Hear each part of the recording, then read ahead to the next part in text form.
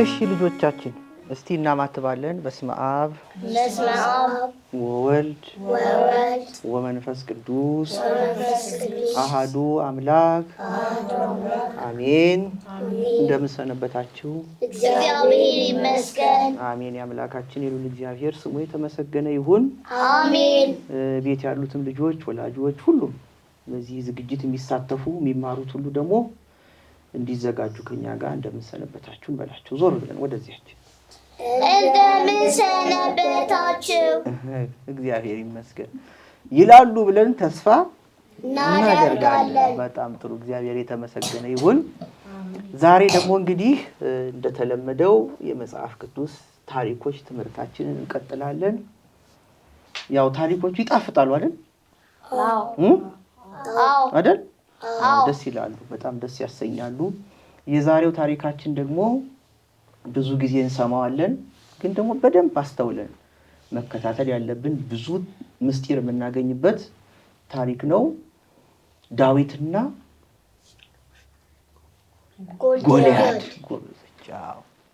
ዳዊትና ጎልያድ ምንና ምን ናቸው?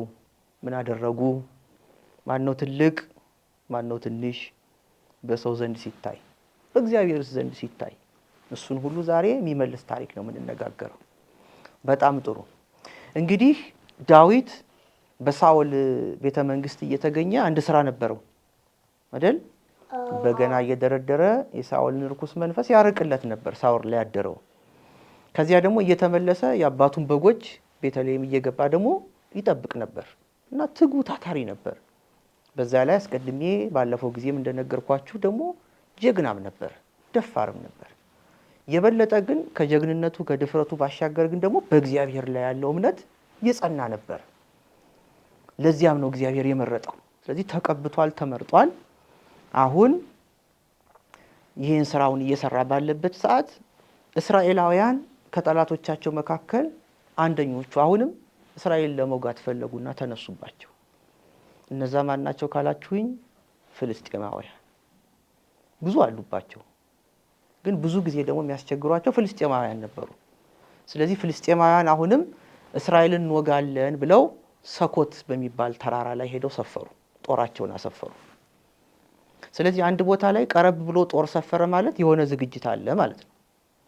ስለዚህ ሳኦል ደግሞ ወታደሮቹን በሙሉ ኤላ በሚባል ሸለቆ በሚገኝ ተራራ ላይ እንደዚህ አሰፈራቸው። ስለዚህ የኤላ ሸለቆ እንደዚህ ነው። ከኤላ ሸለቆ ከፍ ብሎ ያለ ከፍታ አለ። ከዚያ ደግሞ በዚህ በኩል ሰኮት አለ። በመካከል ደግሞ የውጊያ መስክ አለ ማለት ነው። ስለዚህ ያ ወታደር ከዚህ የወታደር ከዚህ ይመጣና የውጊያ መስክ መሀል ላይ ነው። እንግዲህ እንድትስሉት ብዬ ነው። በኋላ ግን ፍልስጤም አንድ የተማመኑበት ነገር ነበራቸው። በብዛት በእግዚአብሔር የሚያምኑ ሰዎች ስላልሆኑ በኋላ ነው ቀስ እያሉ የእስራኤልን እያዩ ወደፊት ታሪካቸውን ስታዩ ከፍልስጤም የሚወጡ ብዙ ቅዱሳን አሉ። አሁን ግን በነበራቸው ሂደት እነሱ እግዚአብሔርን የሚያመልኩ አልነበሩም። እግዚአብሔርን የሚያመልኩና እግዚአብሔርን የሚወዱት አምላካችን የሚሉት እነማን ነበሩ? እስራኤል ነበሩ። ስለዚህ ከመካከላቸው አንድ የተማመኑበትን ጀግና ሰው ብለው ወደፊት አቀረቡ። ያ ሰው ጎልያድ ይባላል። ቁመቱ 2 ሜትር ከ94 ነበር። ስንት አልኳችሁ? 2 ሜትር ከ94 ወይም ደግሞ 6 ክንድ ከስንዝር።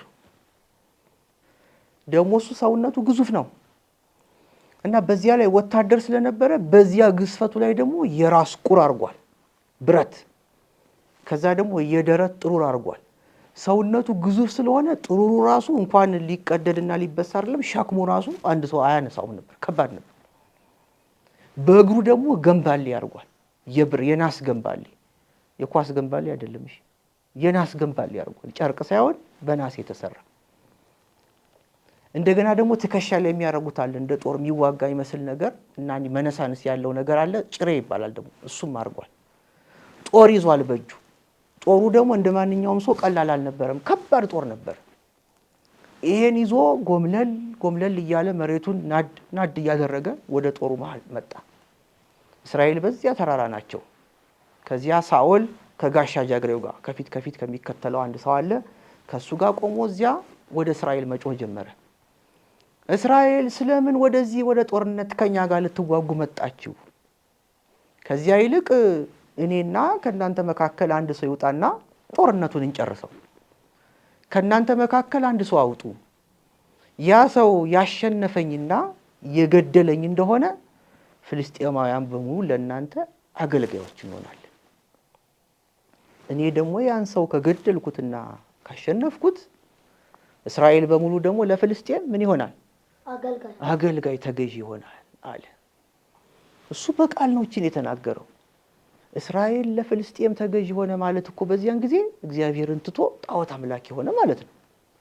ይሄ ደግሞ እግዚአብሔር የሚወደው አይደለም።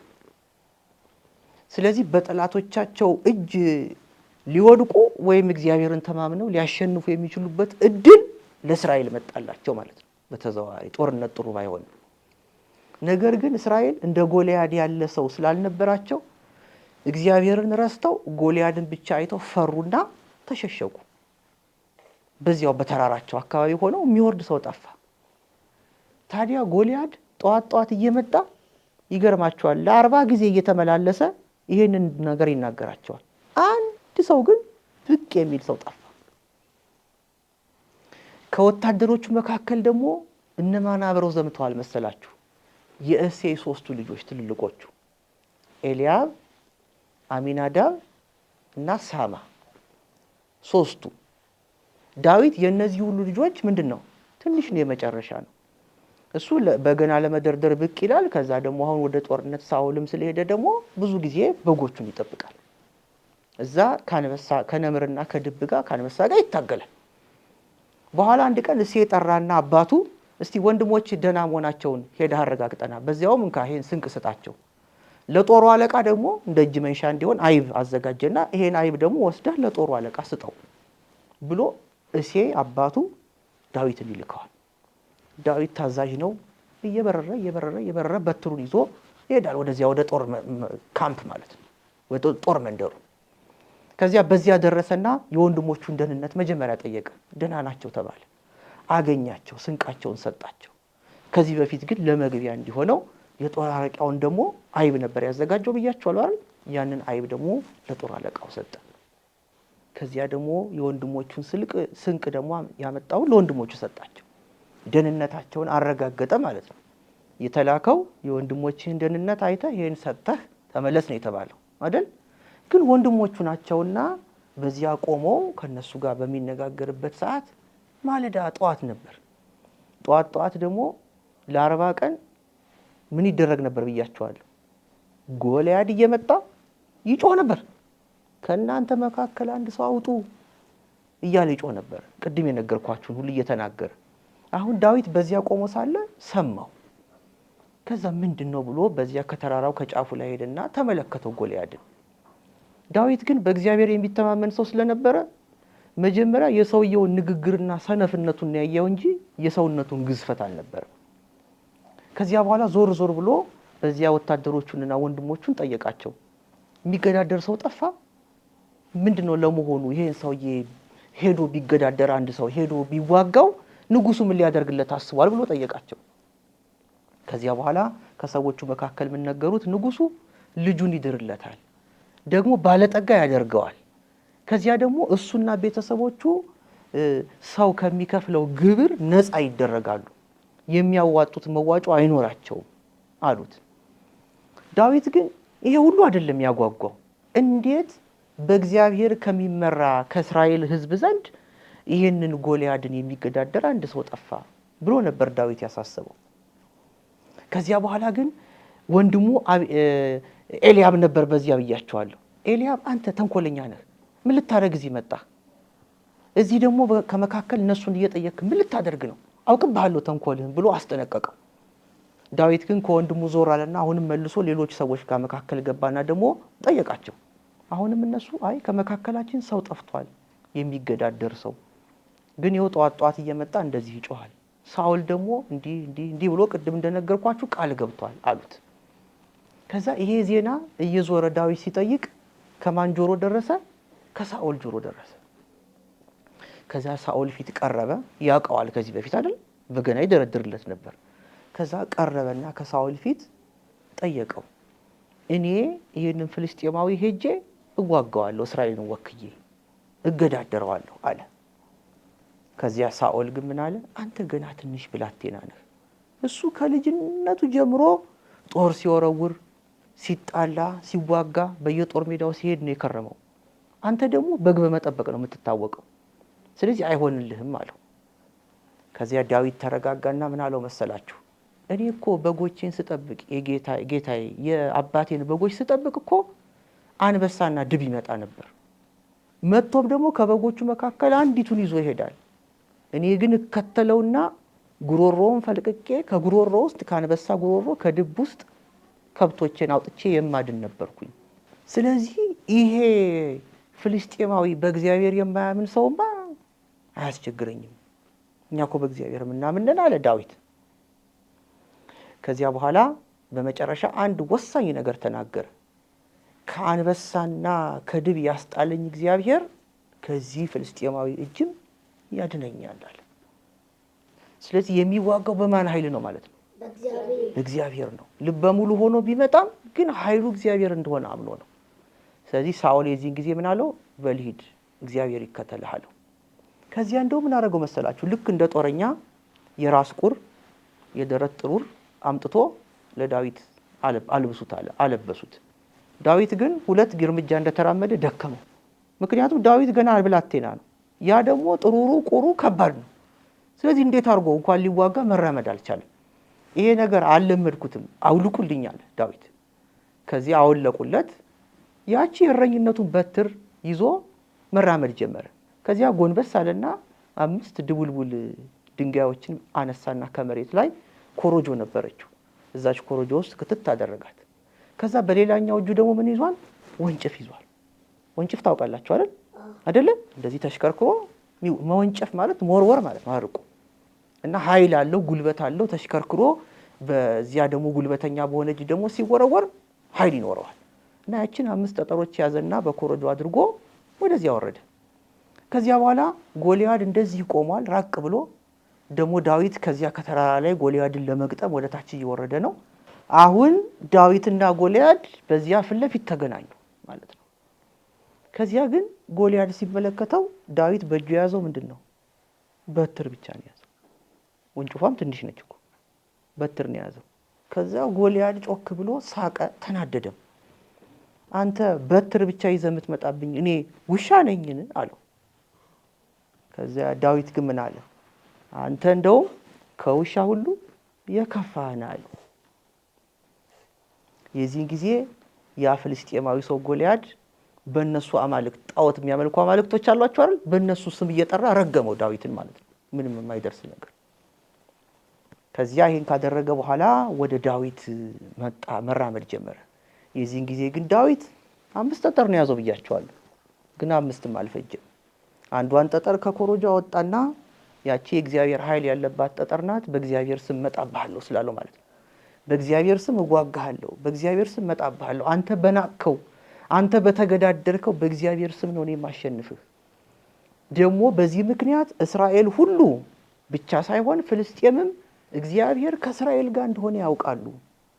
በሰራዊት ብዛት በጦር ብዛት አይደለም ማሸነፍ የሚቻለው፣ በእግዚአብሔር ኃይል ነው አለና ያቺን ጠጠር ከዚያች ከወንጭፍ ውስጥ ከተተና አሽከርክሮ አንድ ጊዜ ወነጨፋት። የራስ ቁር አርጓል ብያቸዋለሁ አይደል? ያን የራስ ቁሩን ተርትራ ገብታ በዚህ በግንባር ውስጥ ተቀረቀረች ያቺ ጠጠር። ከዚያ ሰው እንዲህ ሲመታ የሚወድቀው እንዴት ነው? ብዙ ጊዜ ወደ ኋላ ነው አይደለ? ጎልያድ ግን ይገርማቸዋል። ለናቀው ለእግዚአብሔር መስገድ ሁሉ ስለሚገባው የወደቀው በጀርባው አልነበረም፣ በአፍጢሙ ነበር የወደቀው። እዚህ ውስጥ የተቀረቀረ ጠጠር አይደለም፣ ሰው ቢገፋ ራሱ ወደ ኋላ ነው የሚወድቀው አይደል? ጠጠርም ያህል ነገር በዚህ ገብቶበት ግን ለናቀው ለእግዚአብሔር እንዲሰግድ ወደፊት ወደቀ። መስገድ ብቻ አይደለም፣ በዚያው በጠጠሯ ምክንያት ምን ሆነ? ሞተ። ያለ ሰማይ ለምድር ከበደ የሚባለው ግዙፍ 2 ሜትር ከ90 ምናምን የሆነው ወይም 6 ክንድ ከስንዝር የሆነው ግዙፍ ሰው በዚያ በሰዎች ፊት በሙሉ ወደቀ፣ ሞተ። ከዚያ በኋላ ዳዊት ሄደና የጀግንነቱ የመጨረሻ ነውና የእግዚአብሔርን ኃይል ለመግለጥ ሄዶ በጀርባው ላይ ቆመ። ሰይፉን አነሳና አንገቱን ቆረጠ፣ ገደለው ጎልያድን። ግን ይሄን ሁሉ ሲያደርግ ግን ዳዊት ያደርግ የነበረው በማን ኃይል ነበር? በእግዚአብሔር። ደጋግሞ የእግዚአብሔርን ኃያልነት እየገለጠ ነበር። የዚህን ጊዜ በዛ አንድ ጀግናችን በሚሉት ተማምነው የነበሩት ፍልስጤማውያን ታወቁ። ጩኸት በጩኸት ሆነ። ሩጫቸውን ጀመሩ። እስራኤል ደግሞ በዚህ በኩል ደስታ ውካታ ሆነ። ማንም ይገዳደረው ይችላል ያላሉትን በእግዚአብሔር ኃይል በዛች አንድ ጠጠር ከነሱ ወገን የሆነው ዳዊት ገደለው። ስለዚህ እነሱም ደግሞ ያን እንደ ኃይላቸው ተቆጥረው ደግሞ ፍልስጤማውያንን ማሳደድ ጀመሩ። የዚህን ጊዜ ሳኦል እቺ የመጨረሻውን ታሪክ አልተመለከተም ነበርና የማን ነው ልጅ ብሎ ጠየቀ። አይ ላንተ እኮ በገና የሚደረድርልህ እኮ የእሴይ ልጅ ዳዊት እኮ ነው ይሄን የፈጸመው አለው። መጀመሪያ አጠገቡ የነበሩት ሲጠይቃቸው እነሱም ግራ ተጋብተው ነበር። ምክንያቱም ዳዊትን የሚያክል ትንሽ ሰው ይሄን የሚያህል ጎልያድ ይገድላል ብለው አላሰቡም። ወይ ከሆነ ቦታ የተወረወረ ጦር እንደዚያ መስሏቸው ሊሆን ይችላል። ነገር ግን ዳዊት የእግዚአብሔር ኃይል ባለባት በዚያች አንድ ጠጠር ያን ግዙፉን ጎልያድን ገደለው፣ መታው አንገቱን ቆረጠው። ከዚያ ዳዊትን ወሰዱና ከሳኦል ፊት አቀረቡት። ሳኦል ደግሞ አሞገሰው፣ አወደሰው። ከዚያን ቀን ጀምሮ ደግሞ የጦሩ አዛዥ የጦሩ መሪ እንዲሆን አደረገው። ስልጣን ሰጠው ማለት ነው። መጀመሪያ ለህዝቡ ተናግሮ የነበረው። ስለዚህ እስራኤል ሳኦልን ጨምሮ ፈርተውበት የነበረው ነገር ሁሉ እግዚአብሔርን ኃይል ባደረገ በእግዚአብሔር በተማመነው በዳዊት ምክንያት ተቀረፈላቸው። እስራኤል በዚች በአንዷ ጠጠር ኃይል በተደረገባት ምክንያት ፍልስጤማውያን የሚያክል ብዙ ጦር ያላቸውን የሚፈሩ የሚባሉትን በሙሉ አሸነፉ። በዚህ ምክንያት ዳዊት እንደተናገረው የእግዚአብሔር ኃያልነት ተገለጠ። እግዚአብሔር ከእስራኤል ጋር እንደሆነ ፍልስጤማውያንም ሌሎች ጠላቶቻቸው ሁሉ አወቁ፣ ሰሙ። የዳዊትም ዝና ጀግንነት በዚያ መነገር ጀመረ። ከዚያን ቀን ጀምሮ ይላል መጽሐፋችን ዳዊት የሳኦል ቤት አገልጋይ ሆኖ ማለት ነው፣ የእስራኤል አገልጋይ የጦር አዛዥ ሆኖ በዚያ መኖር ጀመረ። ግልጽ ነው? አዎ። ገብቷችኋል? አዎ። በጣም ጥሩ። ይሄ ነው እንግዲህ ለዛሬ ያዘጋጀውላችሁ ታሪክ። አሁን ደግሞ በገና ከመደርደር ደግሞ የሆነ ኃላፊ ሆኗል ዳዊት። ወዴት እያመራ ነው? እግዚአብሔር ያለው ነገር ሊፈጸም እየቀረበ ነው አይደል? ግን ዝም ብሎ ይፈጸማል አይመስልንም አይደል? ይፈጸም አይመስልንም። ስለዚህ የነገውን ደግሞ የቀጣዩን ታሪካችንን ደግሞ እንጠብቃለን ማለት ነው። በጣም ጥሩ። ይሄ ነው የዛሬው ታሪካችን። እስቲ ከዛሬው ደግሞ ምን ተማራችሁ? ምን ቁም ነገር አገኛችሁ? እሺ ከኋላ እንጀምር። ከሱ እሺ ሰጣው። እኔ ከዚህ ታሪክ የተማርኩት ጠንካራነት ብቻ ምንም እንደማይሰራ። ምን መሆን አለበት ታዲያ ሌላ? በእግዚአብሔር መተማመን። በጣም ጥሩ። እሺ ጥሩ ነው የተናገረው አይደል? እግዚአብሔር ሁሌም ኃያል እንደሆነና ኃያል እንደሆነ ሁልጊዜ እግዚአብሔር። በጣም ጥሩ። እሺ የእግዚአብሔር ኃይል የተገለጠበት። እሺ ጥሩ። እኔ ከዚህ ታሪክ የተማርኩት ምንጊዜም የሆነ ችግር ሲፈጠር በእግዚአብሔር ከተማመንን ሁልጊዜ እንደምናሸንፍ፣ ጠንካራ መሆን ምንም እንደማይሰራ። በጣም ጥሩ። አሁን ስፖርት መስራት ጥሩ ነው አይደል? ጥሩ ነው ለጤና። ግን ስፖርት ብቻውን ከጠላት እጅ ያድናል እንዴ? ሰውነት ቢገነባ ብቻውን ያድናል?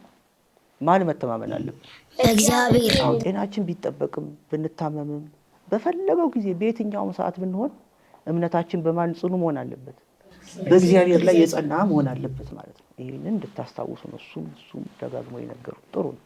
እሺ ሌላ በዚህ ስጣቸው ሁለታችሁ። እሺ እሷ ስጫት መጀመሪያ።